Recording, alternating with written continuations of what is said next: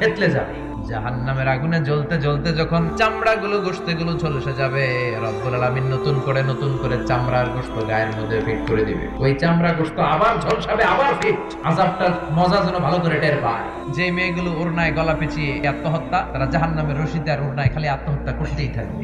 গীবত করে চগল খড়ি আছে না নাই? লাহুম আযফার মিন নুহাস, তাদেরকে আল্লাহ জাহান্নামের তামা দিয়ে নখ বানায় দিবে, আগুন ঝরবে ওটা থেকে। ইয়াখদাশুনা বিহি উজুহাহুম, নিজেরা নিজের গালের গোশত আর বুকের গোশত টেনে কুড়ে কুড়ে খাবে। ওদের ব্যথার চিৎকারে পুরো জাহান্নামটা থারথার করে কাঁপবে। যারা যাকাত দেয় নাই, জাহান্নামের টেকো সাপ 70 গজ জামিনে ঢুকে যাবে। আবার সাপ ওখান থেকে ছোবল দিয়ে বের করে কোমর থেকে পেঁচাতে পেঁচাতে গলার মধ্যে একটা বান দিয়ে বলবে, আনা মালু আনা কানজু। ওই যে ব্যাংক ব্যালেন্স করছিলি, হিসাব করছিলি, ফ্ল্যাট কিনেছিলি, গাড়ি কিনেছিলি, এত সম্পদ আমি দিয়েছিলাম, গরিবদের হাতে তাদের হক বুঝিয়ে দেশ নাই। আমি তোর সম্পদ, আমি তোর জমানো ব্যাংক ব্যালেন্স টাকার বান্ডিল, আজকে আমারে খা। আল্লাহ জাহান্নাম থেকে তুমি আমাদের বাঁচাও।